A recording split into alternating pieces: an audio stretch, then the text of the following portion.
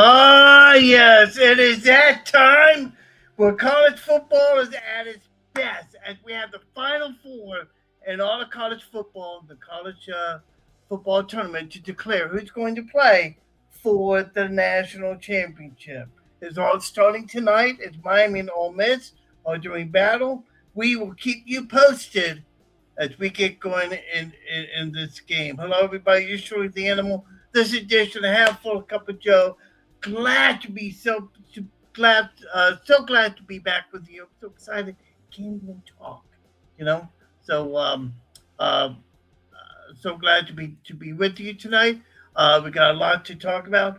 Ron Brown of uh, Ron Brown, who's usually with us, he'll be on again tonight. He'll join us a little bit later on, and then we have a very surprise guest coming up later on the show. A blast from the past, joining us tonight to talk about everything that's happened with the Buccaneers and what we can look forward to in the off season. But where do we begin? As always, with the Florida Gators, who let's see here. I always get messages here. Um, as the Florida Gators um, get ready to on their off season. Let me do this real quick. Sorry about that. Let me turn it up. There we go. Okay, so Florida Gators are very busy trying to work their way through the offseason. John Summerall is very meticulously putting a staff together. He's doing an outstanding job, and now he is ready to go to that transfer portal. He's been doing a great job. He's gotten like what 12 people, including Aaron Philo, quarterback from Georgia Tech, a couple of guys from Georgia Tech, a couple of strong offensive linemen, a guy from Penn State. All in all, he's doing very well in the transfer portal. But what's amazing is Summerall's ability to keep the players that we thought were going to be gone. I mean, we thought that it was going to be very tough to keep the five guys. Ball. Who were they? Hang on, just a minute. Hang on. I'll bring up in just a second here. Yeah, Dallas Brown, but Dallas Wilson, Bernard Brown, Jaden Ball, Miles Graham, and Jaden Woods. Now we all thought that there was going to be a very tough time to keep them, but lo and behold, the Florida Gators were able to hold on to them. They're going to be back. Jaden Woods is the latest to announce. And I got to make sure that I'm on right now. And what I mean by that, make sure my voice is coming through. Yep. So I'm coming through. So hit the like button.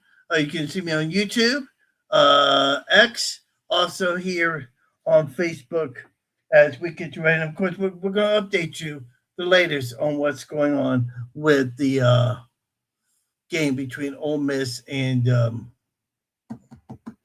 Miami. Miami's having tough going early on, but they're moving the ball pretty well. But as we start to look at all this, as we start to look at what's happening with Florida, they're getting their John Summerall and company is getting their act together. Phil Trotwine has come on as the offensive line coach. Several other players have come on board. Brandon Spikes is coming on, being part of, I believe, of Gator Collective. I believe he's going to be doing that. Katie Turner is going to be staying on, even though she's expecting. Congratulations to Katie. But all in all, I mean, this is this is something to keep our eye on. Now, let's keep in mind that the portal is open until what, the 16th, which is, I think, is a week from tomorrow when it closes. After which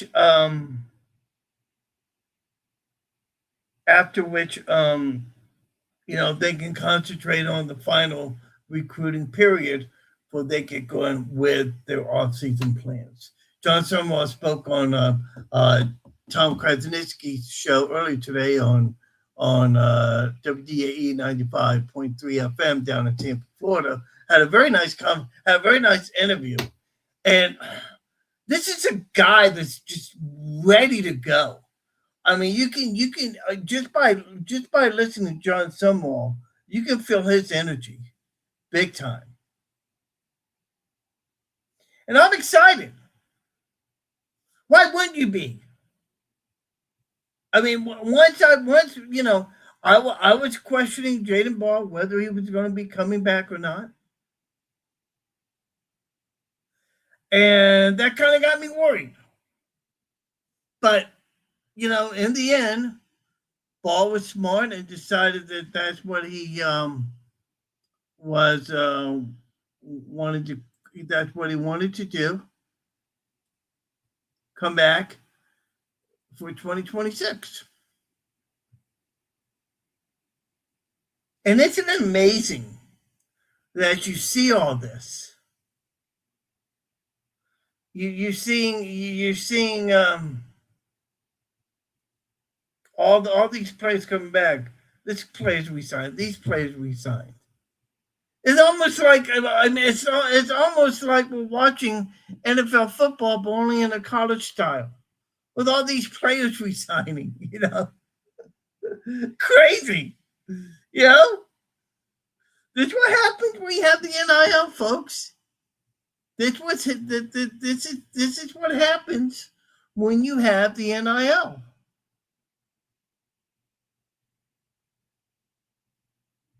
And I don't know if it's a good thing. I don't know if it's a bad thing. I think it's a good thing for players.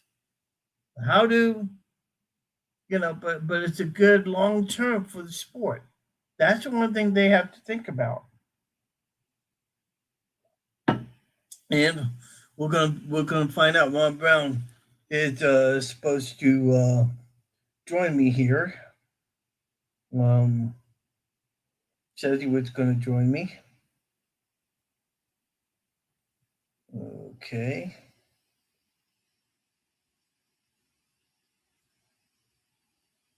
See what happens. Otherwise, I'll just be sitting here talking. A little bit later on, Rock Riley is going to join me here. Long time guy. Love Rock Riley. Love what he brings. He has. Talk about a guy that has a lot of energy. I love what he brings. I love Rock Riley. I love what he brings. I love his passion. Has a podcast called the Rock Stops Here, something like that. What is that, by the way? I don't want to be an idiot when it comes on. Yeah, the animal, an idiot. Yeah, like that's gonna happen. Let's see here. Yeah, the Rock Stops Here. Yes. So and he has a good show. Does a great job. I've listened to it a few times. Does a great job. During a timeout right now as Ole Miss is taking on Miami. By the way, speaking of Ole Miss, excuse my language, but Lane Kiffin is a dick. I'm sorry, but when you have, I know the fact that he has coaches that they've signed contracts to coach at LSU, and that he's not that he's leaving up in the air whether his coaches from Ole Miss can coach in championship game. Like what the heck are you doing? What the heck are you doing? What are the coaches doing that is so important right now that you can't have these other coaches do their jobs for the time being? I mean, it's like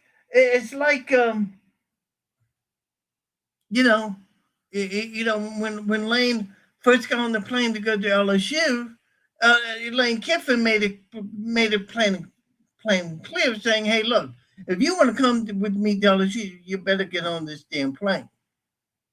And of course, there were people that hopped on, including Charlie Weiss and all. By the way, Miami had an early 3-0 lead, 6:20, 6:08 left to go in the first half. But what are the coaches doing? What is it that at some point that those coaches have to be there right now? You're in the off season. God only knows what you can do, you know. And it's like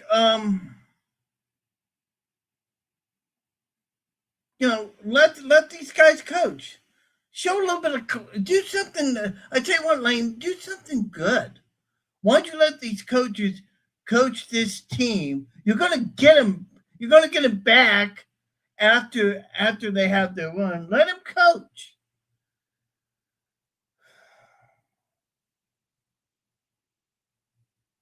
God, Miami's so good. You know. And before I came on the show, and I meant to look at this. Because remember, Florida early in the year, I played Miami. Okay, they had played Miami earlier in the year, and I'm trying to find what that score was. And if anybody has it, let me know. But oh, here we go. Hang on. The Miami game, 26-7. Miami won that game. And I do remember that that was not a bad game, even though the score makes it look like it was worse than what it really was. Gators, the Gators actually played half decent. I love it, and what they're showing right now is a commercial with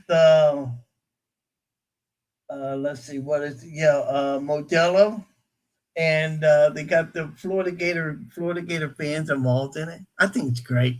I think it's exciting. Ron Brown's going to join me here. Should be here in roughly about 5 minutes.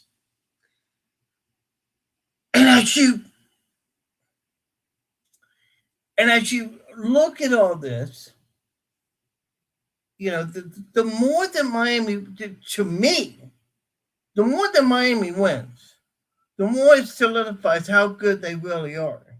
Not so much how bad Florida was, but how good uh, Miami really is.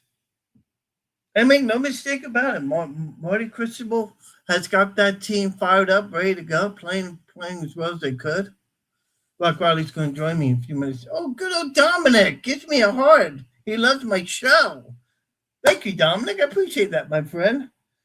I'm waiting for Vincey boy, my good friend Vince Gerasi. He's got to put on the heart, man. Come on now. Let's put on that heart. Let's go. By the way, for the Florida Gators, next year, when it's too far away, they'll open up versus Florida Atlantic at home. They'll have another game for Campbell. Then they start their road trip at Auburn, SEC play at Auburn, the 26th at Ole Miss, and then in Missouri at Missouri on October 3rd. I am going to that game. I'm going to that game. I'm pumped up. I'm so pumped. I love Missouri. I love Missouri. Those fans are some of the more classier people you will ever find. I could be in my Florida Gator outfit, head to toe, walking around. Missouri fan would say to me, hey, come on, dude. How you doing, son? Have a brewski on us, Welcome to the club. I like that. Oh, man. I just, I kind of wish Miami wasn't in it. I kind of wish that they were kind of like playing, kind of like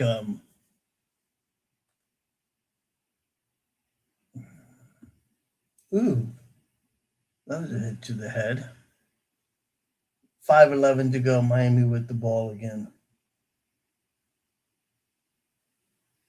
And what they're going to do, watch the line of scrimmage as this game progresses. I think what you're going to see, then what you're going to be seeing is a lot of physicality on that offensive, between the offensive line for Miami and the defense for the Ole Miss Rebels.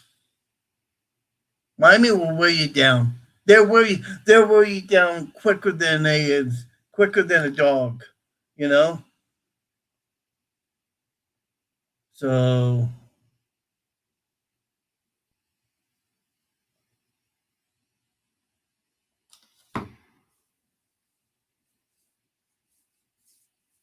so Miami's getting his staff together. As a matter of fact, the official coaches uh, that officially on the website. Let's get them to you as we speak. John Samuel, obviously, Buster Faulkner, offensive coordinator, Brad White, defensive coordinator, Joel Chapman, assistant head coach, Chris Collins, safety, Joe Craddock, quarterbacks coach, Marcus Davis, outside wide receivers coach. Someone was really wanting him.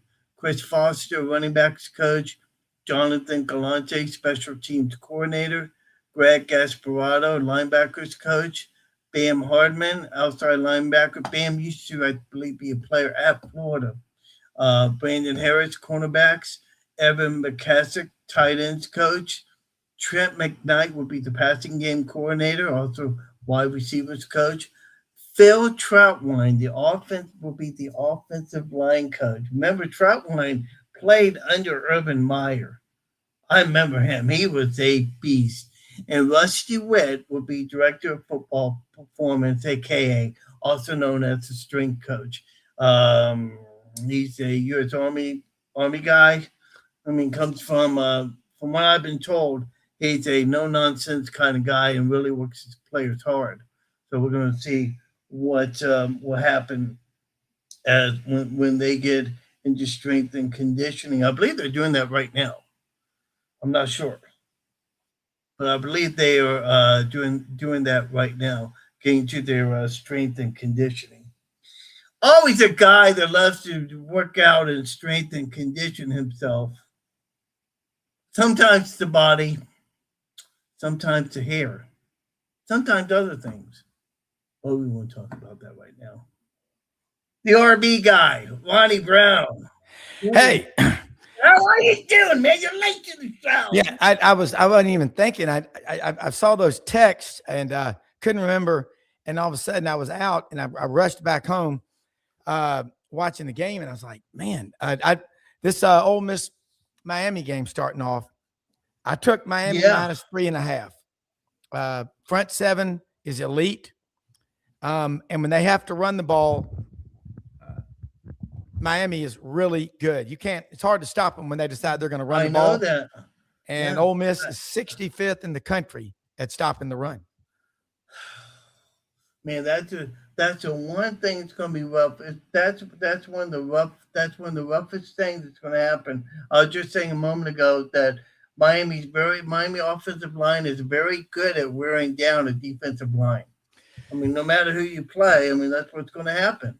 Well, look what they did at Texas A&M. On the road, windy conditions. The passing game for Carson Beck and their receivers was almost non-existent. But they ran the ball for Yeah, 217 yeah, yards. I know, I And know. that's not many teams can do that anymore. Alabama can't. No, I mean, no. Alabama goes on the road and beats Oklahoma 25 carries for 28 yards. That's 4 feet per carry.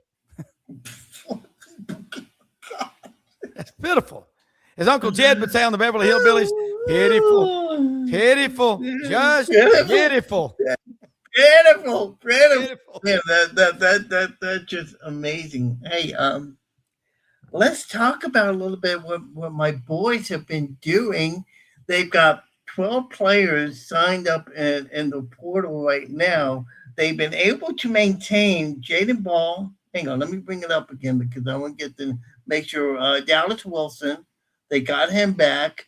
Vernell Brown, Miles Graham, and then yesterday they got Jaden Woods to sign back on. And if you don't think John Summerall is on fire, then I don't know. I don't know what to tell you. Great recruiter. Ask anybody. He's got the best relationships with high school coaches in Alabama, Florida Panhandle, Southwest Georgia, Louisiana. He's recruiting the same schools that LSU and Auburn and Alabama and Florida and Georgia and Florida State are recruiting. Now he's at a place, Florida, where you really should look at Florida as a football coach as you're on a gravy train with biscuit wheels. And that was a line from Ernie McCracken, the Big E in the greatest bowling movie of all time, Kingpin. But if you can't win in football at Florida, you're just a crappy coach. Ooh, I just saw where Miami tried to throw a backward pass. The receiver dropped the ball, and they did not throw a whistle. Is that crazy or what? I don't know if you're just watching the game, but I mean that's. I can't see it from where I am in my studio. And Oh, okay, look out to my okay. left. He Still threw. 3-0. Yeah, he threw the ball behind the Beck throws the ball behind him. The receiver drops the ball, then he picks it up again and runs. I've always been under the understanding that if you catch a ball and drop it, it's no good. It's done. Well, no, no, that's not right because then he could take and run the ball. Okay, never mind, guys. I'm stupid. What can I say? But Yeah, you're not. It's that's was it a backward pass? You it remember? looked like it was. It looked like it was. I'm surprised it wasn't a forward pass. It was a backward pass. So I'm surprised that the referees let that play. That's Well, crazy. just remember in the 1994 Florida Alabama game for the SEC championship, the first year they Yeah, moved it to Atlanta, Florida threw a backward pass that was picked up and thrown for a big completion.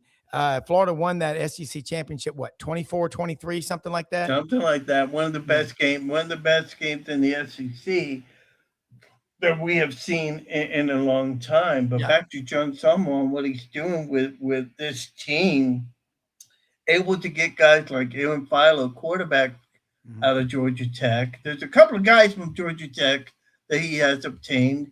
He got a big offensive lineman out of Penn State to come to Florida, and a few other guys. I believe like 13 guys in all that he has at this time. Someone's kicking ass. Make no mistake about it. Yeah. No question.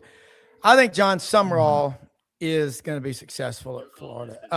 I do think that he's a great, he's what you need. I mean, look at Steve Spurrier, look at Urban Meyer, the success they had. They were at the press conference, and we talked about this Tuesday night on the Lowdown with Lauren Meadows, and I think they both really like John Summerall.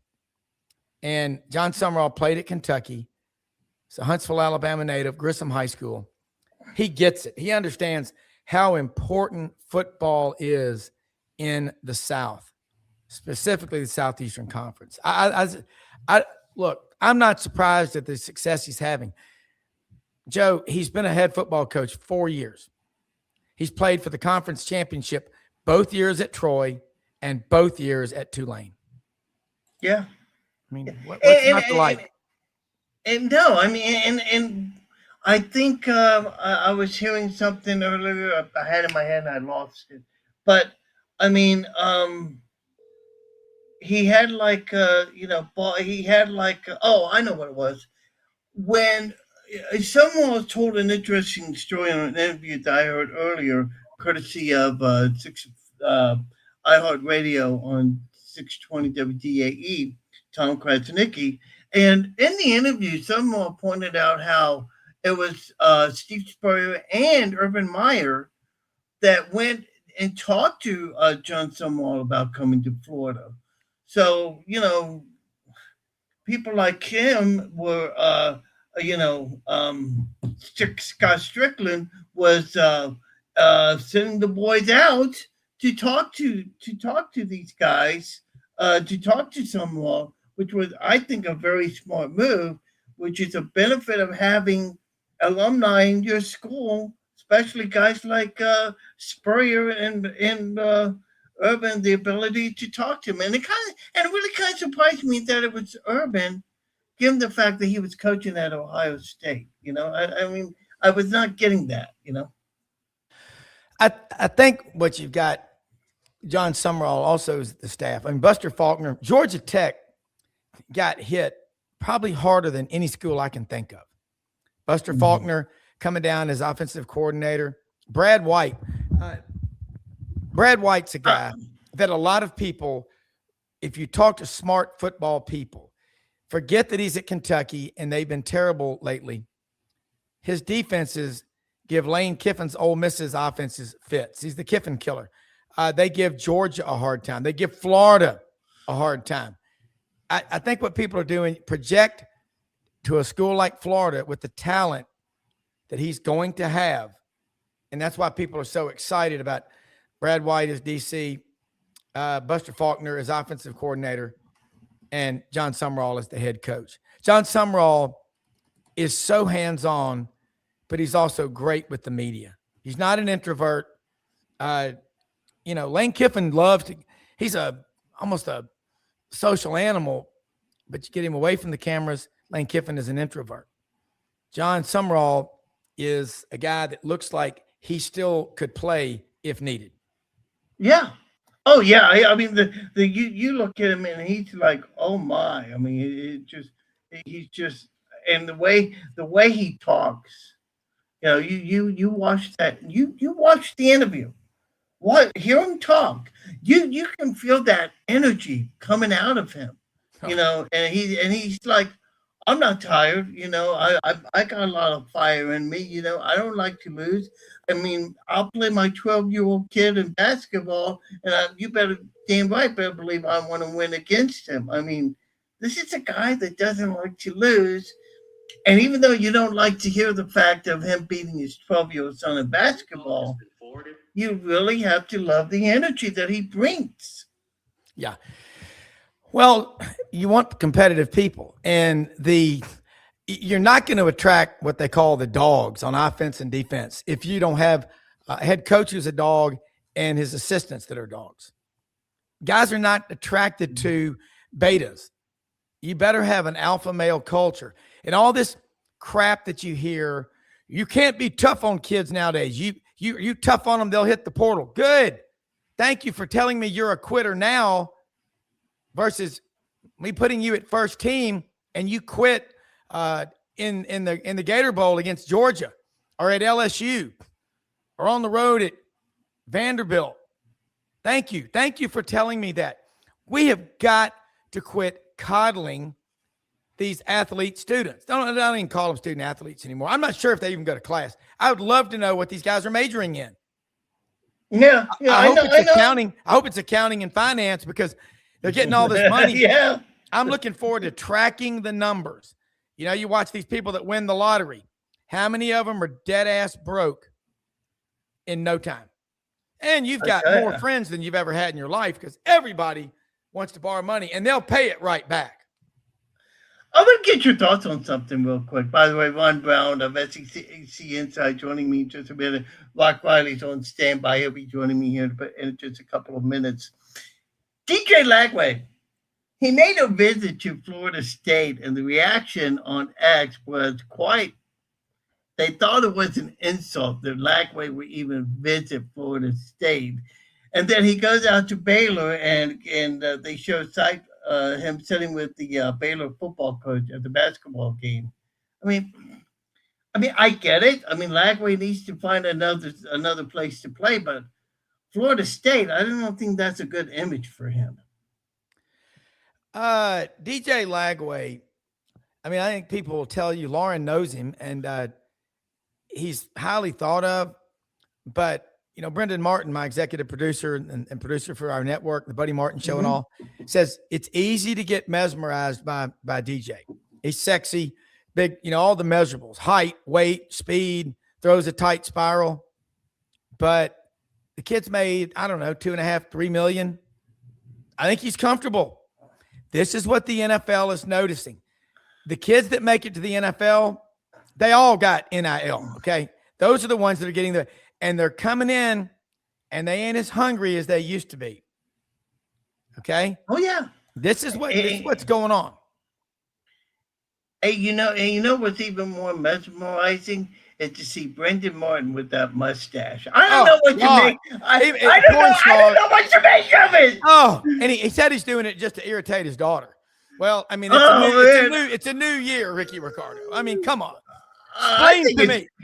I think it's fantastic. Well, I love Brendan, but I mean, I just like, golly.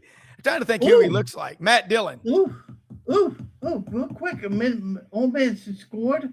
Ole Miss up 7-3, beginning of the second quarter. Wow. Real quick. Wow. I know. So that's big. Hopefully they can keep it up. Real quick, because I gotta let you go here in just a minute. Anything interesting nationally that you can tell us that you're hearing? We know that what's his name went to Penn State. Any other big name coaches moving, or is that done for the year? What are you hearing? Hey, look, all the stuff that you're hearing on social media, it's pretty much orchestrated by Jimmy Sexton. Story the other day with Pete Thamel. I mean, I don't think Pete Thamel. I think be careful of people hijacking prominent media figures' names. Monday it was Kirby Smart close to signing 2-year deal to become Falcons' next head coach. Really? I saw that. No, what that is, that's a preemptive strike to keep Georgia fans off his ass. Yes. 117 wins in his first 10 years as a coach, but almost 12 wins a year average. There are schools that have never won 12 games in their history. I know. Well, no, there's no NFL, hardly NFL teams that scored. Yeah, exactly. So, look, I think what we're doing, I think there's going to be a significant – the coaches' convention usually happens after the college football season. Yeah. I don't know when they're having that thing, but I'll bet you all the coaches get together and say, this has got to stop. This portal insanity, tampering with coaches. You have to fire guys late September, early October now. So the rest of the season, whatever school's coach is one of the targets of whatever school that fired whatever coach, and there were 13 of them this year, that starts to ruin their season. We got to get some sanity back because the game's as popular as ever.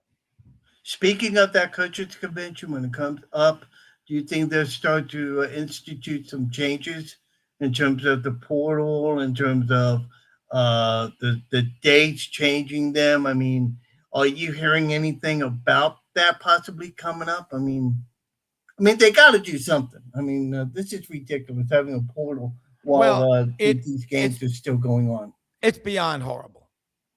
Yeah, and it is such a mess. And what you've got, there's got to be clarity. Stock market doesn't like uncertainty, okay? But it's what moves the market. College football is going through that right now. We've had upheaval before. We've had a lot. Look, in 1984, a lot of people thought college football was dead. Remember the CFA lawsuit? Chuck Ninus, the CFA, Oklahoma and Georgia sued, said, hey, these are our football games. We have a right to put them all on TV. Every game's on TV. In 1984, well, people won't go to the games because every game's on TV. Name me a stadium in America that hadn't expanded 2, 3, 4 times. You just made it more attractive. You can't look at it. Of course. It just drew more people in. There's a lot of things people watch on TV that they'd rather be doing in person. I'll leave it at that. College football draws people in. It's the flypaper of all sports. So, yes, it is. Yeah, you know what? And, it's the greatest game. The popularity's there. The ratings, the TV numbers. The SEC still, in spite of the Big Ten having 75% of the TV sets in America in their geographical footprint, the SEC is killing them. Because you know why? In the Big Ten, you've got Fox, which owns 61% of the Big Ten network, NBC, Peacock, and CBS Sports. CBS, NBC, Big Ten Network, they ain't cross-promoting each other about these games. Disney, whatever you think about Disney, they own ABC, ESPN, and SEC Network. They are doing nothing but cross-promoting. One big happy family, and it also helps to have a contiguous footprint. Yes, it does. The SEC has. It means more. You know that, Joe.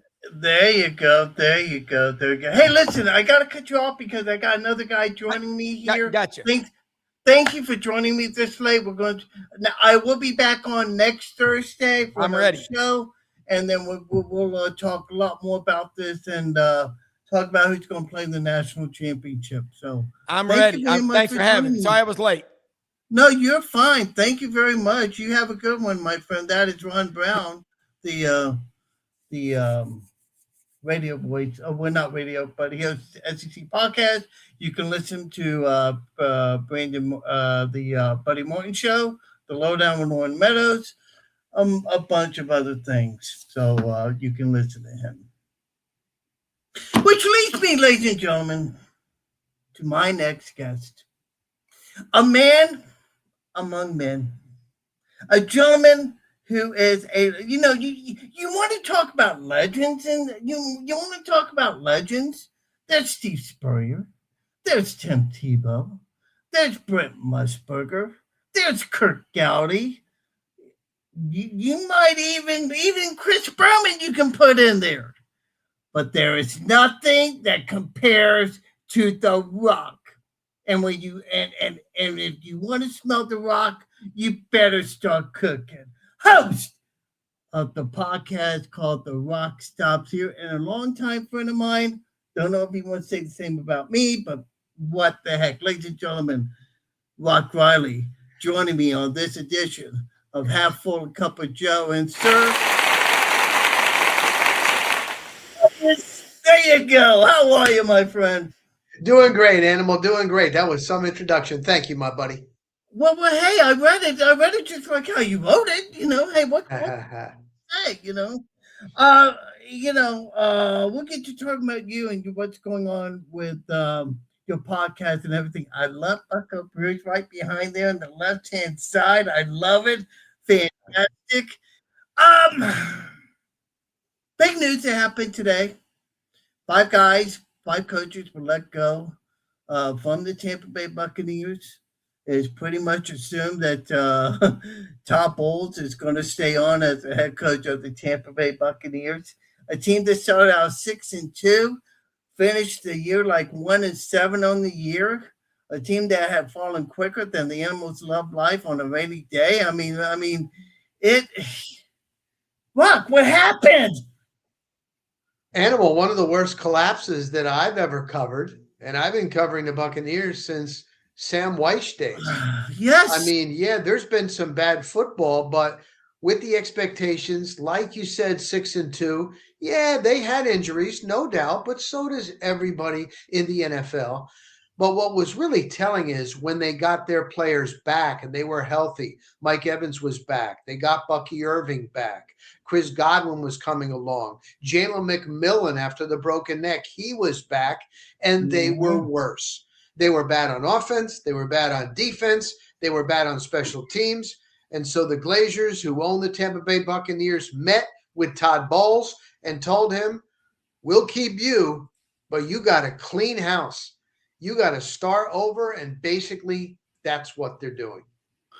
And the guys that left, including offensive coordinator Jonathan Gradard, special teams coordinator Thomas McGaughey, I don't know how you say it, Thaddeus Lewis, Kevin Ross, a cornerbacks coach, former Gator defensive line coach Charlie Strong also was let go.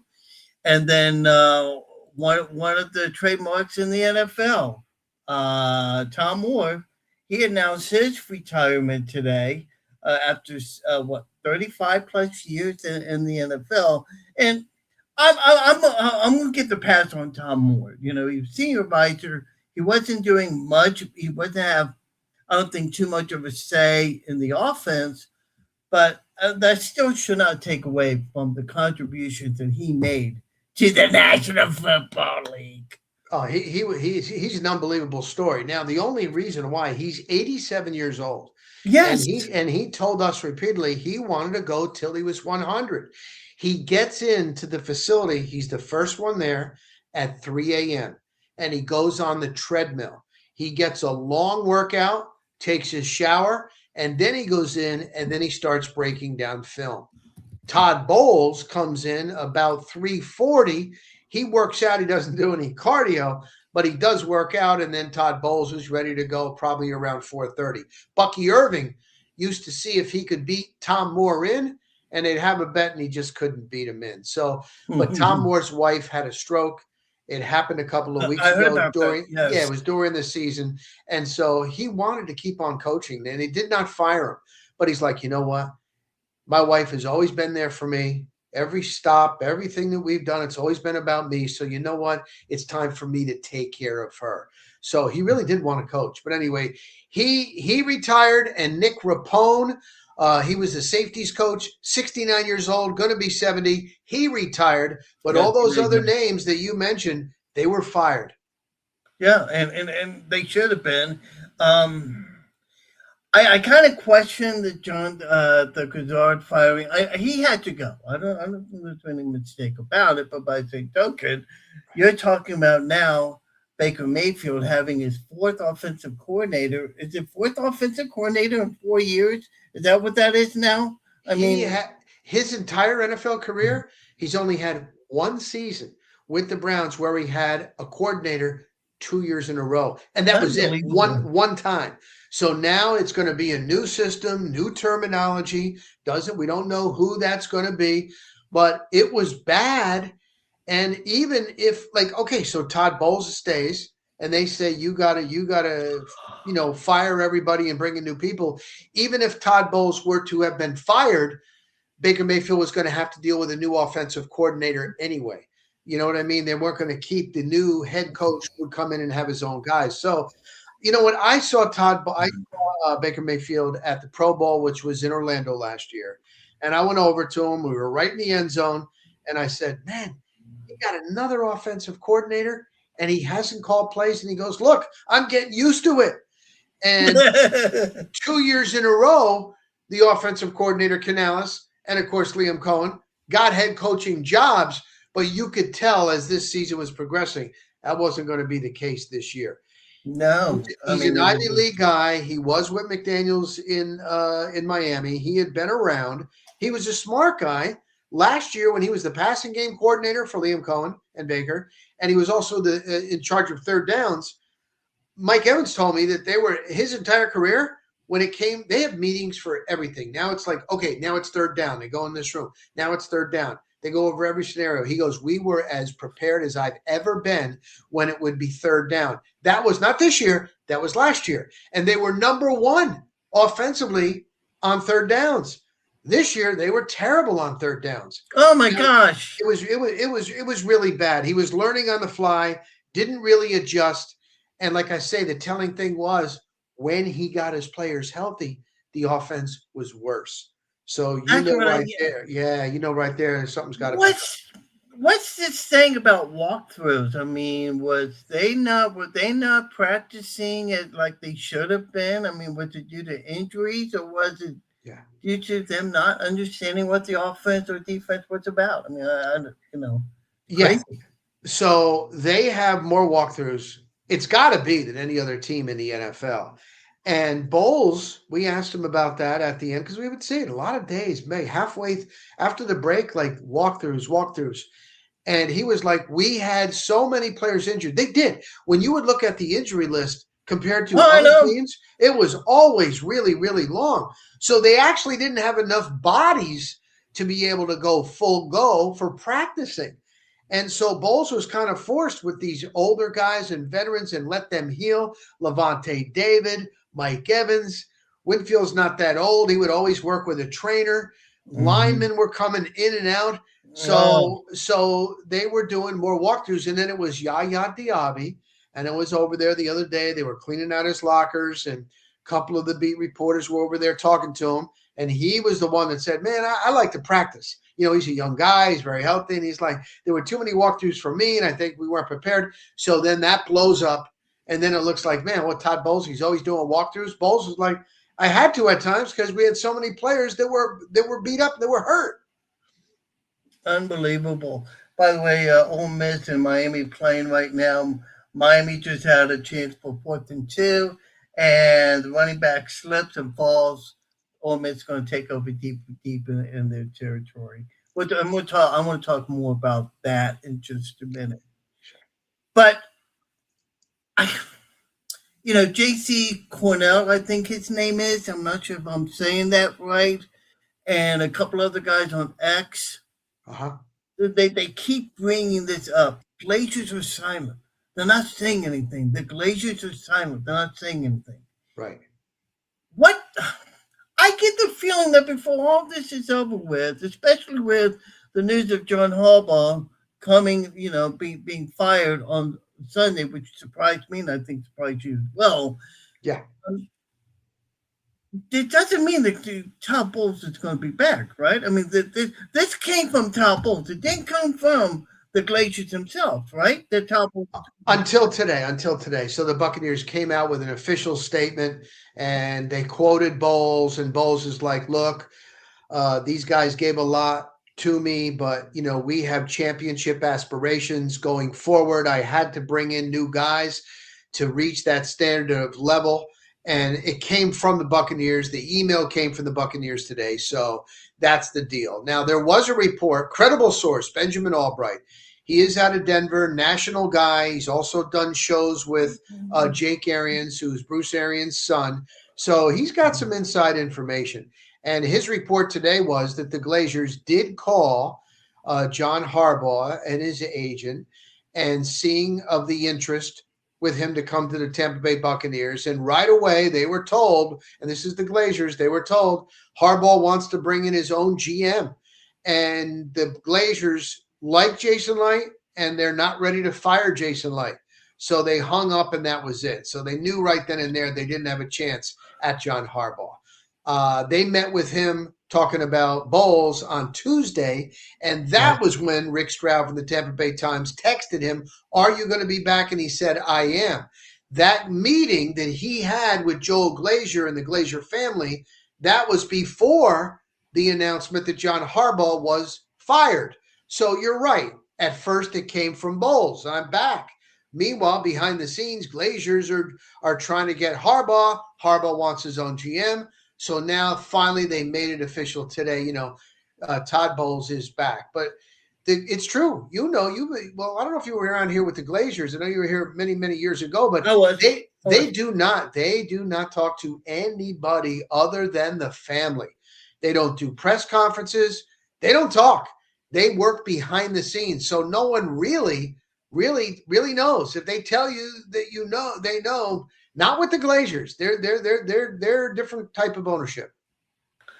One of the more compelling memories I have about the Glazers at all was, I forget what game it was. Tony Dungy, he was coaching his last game, and you were on Bay News 9 doing your show. Yes. And I'll never forget, you're doing your reporting, and there's B-roll coming through, and you could see Rich McKay on the sidelines, and you could see him say the word shit.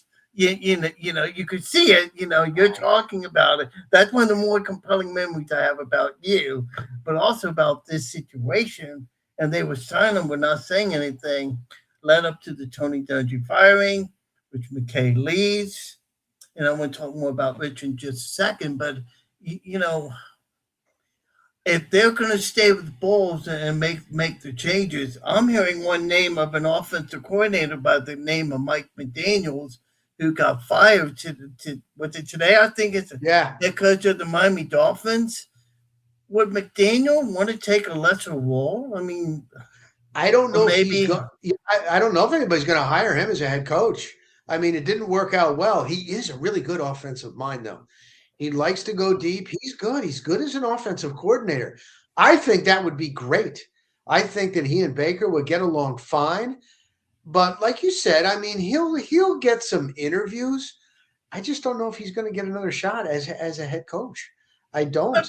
Well, I mean, from Mike McDaniel's point of view, I mean, it's like, why would I want to insult myself and take an offensive coordinator job when I have the possibility of being a head coach? I mean, I don't know. I've seen it happen with some coaches. Oh yeah. A lot of times. Some coaches are not made to be. Some coaches who are head coaches are not made to be head coaches. Their forte is being offensive coordinator. I mean, that's what it is. And right. it's like, okay, would he really want to come to Tampa with everything that's with the front office and everything? But I No, mean, that's a good point. That is a good point you're making because they look at it like, wow, Todd Bowles is definitely on the hot seat. He has got to win next year. So if I go there as a coordinator, there's a chance they could blow him out next year. And if they blow him out, then I'm out.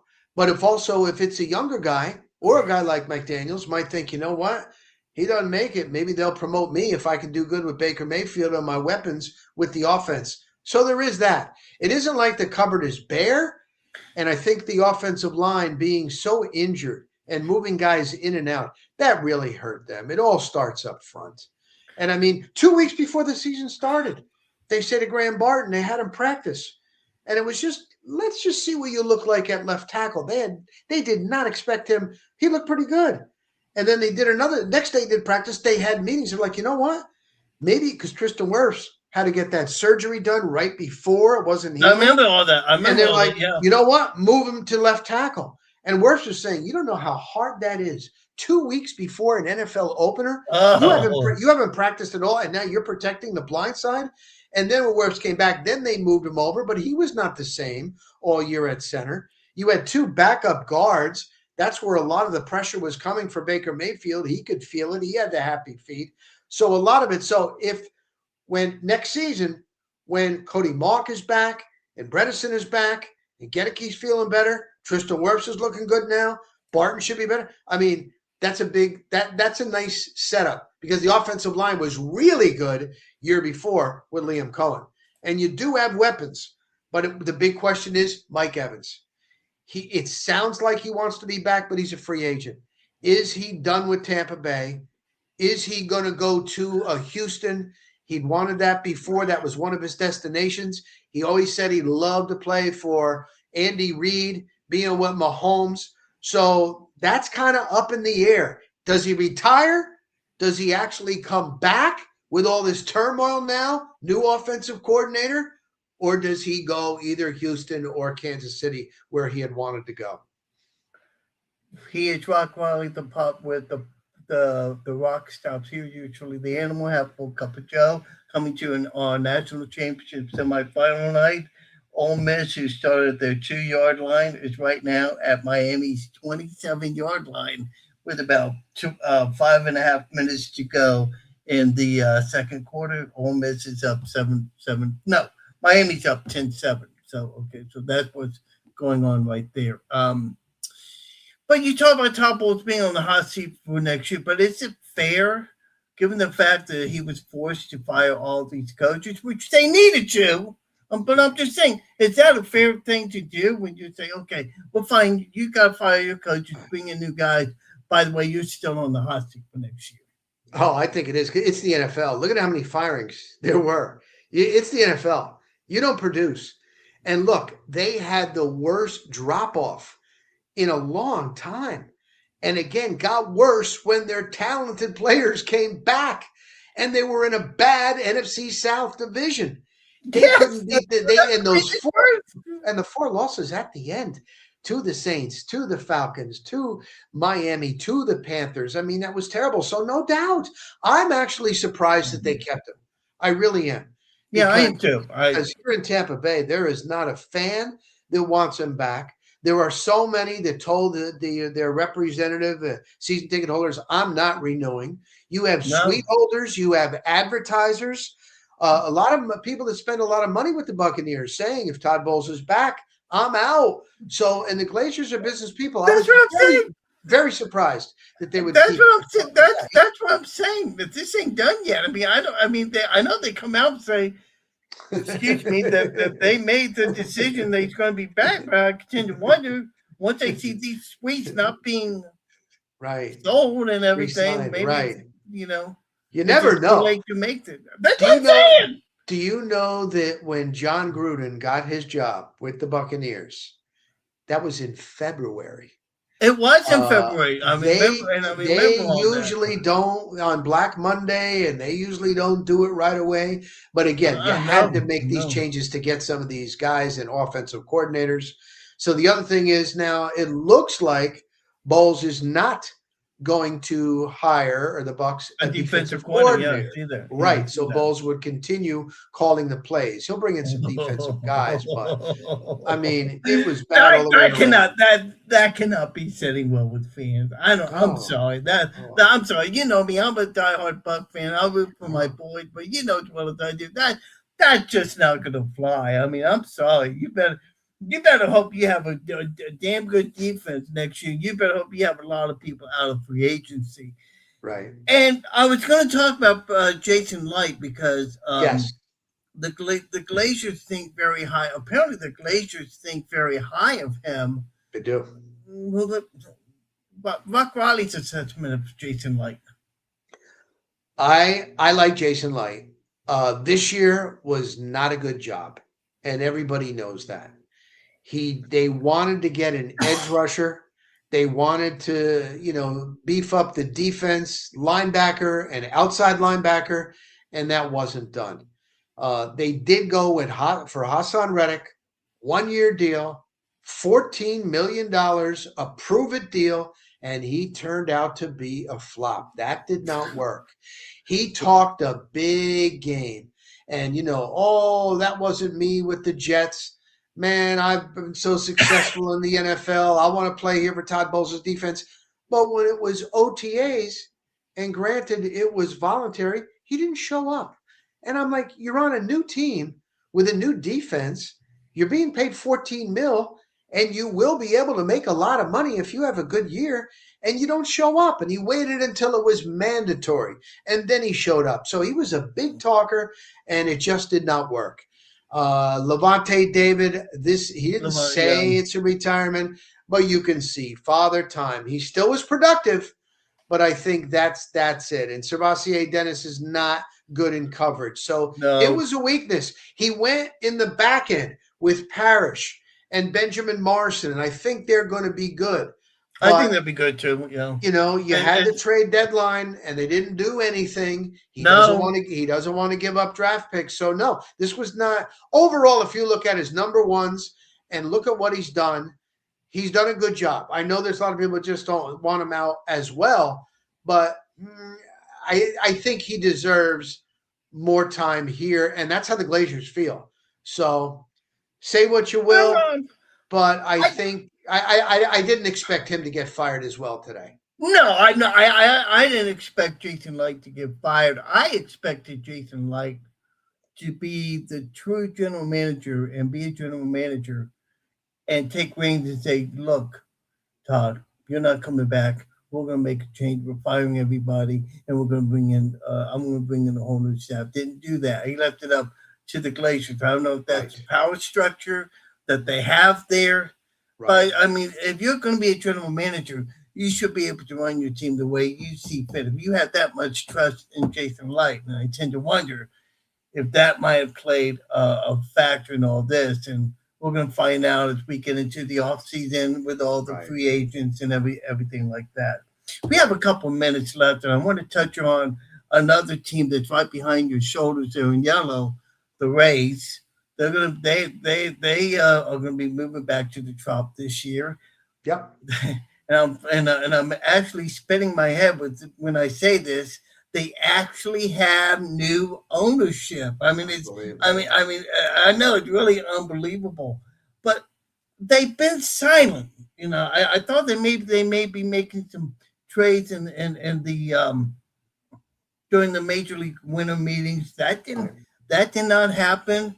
I see where they picked up a batter today. I can't even pronounce the guy's name at all.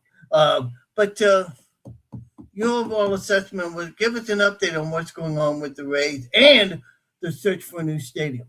That's the big thing. So they're working really hard behind the scenes. Ken Babby is the name you're going to get to know. He's going to be the guy that's out front, shaking hands, doing the press conferences, being out and about. He went down, there's a sports bar that's located right next to Tropicana Field called Ferg's Sports Bar and Grill. Ferg's. Yep. And so Ferg went to the press conference when they were announced, and it was done at Steinbrenner Field because they didn't the Trop, you couldn't get in it. No, you can no, you know, no. it was deemed unsafe, and they did rent a small office space in St. Pete. But you couldn't have a press conference there, so the Yankees said, "All right, one more time, we'll let you have the press conference here." And they were there, and Ferg went there, and he was going to try to talk to them because he wants baseball to stay in St. Pete because he's got his business right there. Well, he was able to get word over to Ken Babby, and he said, "Hey, we want to have a party. We want to invite you." And Babby did. So he went. There was a whole bunch of fans that were there. He talked to all the fans, and he bought everybody in the bar a round of beer on him. And he was saying, though, and they were like, "Oh, does that mean you're going to build in St. Pete?" He's like, "No, no, no, no, no. We're looking at all options." But from what I was told, the number one place right now is right across from Raymond James Stadium, right next to Steinbrenner Field. It's a small campus called Hillsborough Community College. And Yeah, I know. Right. that's the number one spot because there, believe it or not, there is enough land around there. They need 100 acres, and I think it's like 109. They're going to have to acquire a little bit around there, and then they want to build after the Battery, like what they did in Atlanta. Bars, restaurants, condos, apartments, live, work, play, like what they did around what used to be called Amalie Arena, downtown Tampa, where the Lightning play. Now it's called, the Water Street Project, Benchmark International, and you've seen that place. I mean, oh my God, Troy Aikman. I haven't been down there. Oh my God, you would not even know it. It's been Troy Aikman and Joe Buck when they did a game here last season. They stayed at the Edition, one of the fanciest hotels anywhere in the country, and they went on the broadcast and they said, "We travel around the country. This is one of the coolest downtown areas we have seen. There's no palm trees. They want to make sure they didn't want to make it look like Florida. So much went into it. The trolley car comes around, it's just beautiful." And so the Rays want to do that. So when people say, "Oh, Hillsborough HCC right off of Dale Mabry," well, no, it's not going to look like that. So most likely that's where it's going to be built, and they've been doing a lot of work behind the scenes on that. Is that right there in the corner of Del Mabry and Spruce? Yes, I think it's Spruce Lake. There's Tom McEwen Boulevard right across the street, like right there. HCC, it's right there off of Del Mabry. Same place where you can go to the old office of $1 and all that. So yeah, I know about where you're talking about. Any others besides that with the Rays and all that? We know the Lightning are playing well. They're on a winning streak. The good thing is when Jeff Vinnick sold most of his shares, I was a little bit concerned. Because Sports Illustrated, what was it, 3 years ago? They were the best organization in all of sports. And when Jeff Vinnick was selling off, I was like a little bit concerned. Not the case. There was also approval. There's going to be an upgrade at that beautiful ice hockey arena in downtown Tampa. So I think that they may do something. And then, of course, you got USF. USF is building, and I've been over there watching. It's going to be great. Stadium on campus. Yes. What I know. I think that is exciting. Speaking of South Florida, just for a minute, Golders goes to Auburn. And South Florida gets a coach, I forget who it is. Brian Hartline from Ohio State, their OC. Did he used to coach at Auburn? Hartline? You know what? I don't know before Ohio State. I know he's been at Ohio State for quite some time. And I know that Urban Meyer spoke really highly of him. He was also in charge of the wide receivers. And they are known as wide receiver U. He has coached some of the greats. I'm not kidding you. So, no doubt about it. So he took the job, and they have been hiring Rob Higgins, who and Derek Brooks running. I heard about that. Yeah. I think that is just awesome. So they're running the ship. They got a lot of money. The donors, they have the highest NIL by far in their conference. So watch them ascending. You know what I mean? They're going to ascend and try to get in a bigger conference. That's what everybody is talking about. And Rob Higgins and Derek Brooks, I mean, they're being paid a lot of money. You'd be surprised with the donors that they have. So that's a program on the rise. It really is. And if you see Rob Higgins and Derek Burks, please tell them that you were on a show with the animal. Okay, I'll see if they remember you. They remember you? Yeah, Okay, you got it. They better remember the animal. I would be shocked and appalled. We got to get you out. I know you got to go get out of here. Talk a little bit about your show and your podcast that you do each and every week. All right, it's called The Rock Stops Here, the Rock Stops Here podcast, and it's available wherever you get your podcast, Apple, Spotify, iHeart, you name it. And it's those that have made it to the top. Either they're ascending, they're there, they've been there, and then, of course, I tell stories. I'm also every Saturday on WDAE, which is the all-sports radio station in Tampa, and fill in there. Tampa Free Press, do some stuff for Joe Bucs fans. So I'm out and about all the time. I'm at the Bucs, I'm at the Rays, I'm at the Lightning, I'm at USF. I like being in the field. That way I find out what's going on, Animal. Well, you said, I was going to say you got to get me on the podcast sometime, but then again, I'm not ascending. I'm probably descending. I have descenders. Not everybody's at the top, man. Not everybody. So we got to do that. And hey, listen, I got to get you on one more time before my season ends. Probably during the bye week of the Super Bowl, we'll get together and talk about it. But listen. I know you're busy. I know you're doing a lot of things. Thank you so much for taking time out joining on a very late notice. I appreciate it. And by the way, I'm on every Thursday night, 7 to 8 p.m. Central Time. Yeah, now I got it. Okay. So if you have a free night and just want to log on, hit me up. I'll put you on and kick the other guy out. I don't care. You don't want to do that. But thank you very much, Animal. Right back at you. Thank you, and have a happy New Year, sir. Thank you. You got it, Animal. That is Rock Riley of the Rock Stops Here. Thank you for joining me, Rock. Appreciate it. God bless. That's Rock Riley. Thank you very much for joining me. I appreciate that. We got playoff games this weekend, and we're going to get to that here in just a minute here. Oh shoot! I got all these people pinging. I got all these people pinging me, and they need to stop it. Okay, let's get into the games that we have this weekend because it is playoff time this weekend. And we're going to start off Saturday. Rams at the Panthers, Fox, 3:30 p.m. Eastern time. Packers and Bears. That's going to be on Amazon Prime Video. I'll talk more about that in just a minute. Sundays, we're going to have a triple header starting at 12 noon Eastern time. Bills and Jaguars. That is going to be a hell of a game. 49ers and Eagles, 3:30 p.m. Eastern time. Then the Chargers and the Patriots, 7:15. No, that's Central Time. 7:15 Central Time. I'm sorry. So all the times I'm mentioning, they are Central Time. The Monday night Steelers will be at the Texans. Denver clinched has a bye from the AFC, and Seattle has a bye from the NFC. Well, it's been a great time. I hope you guys love the show. We're going to sign off because I've been on hour 9 minutes.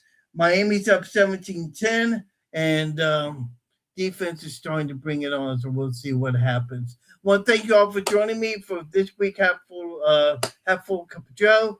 I'll be back next week, talk more about the Gators as they conclude their portal watch, and we'll get into the matchups that happen this week in the college football and also the National Football League.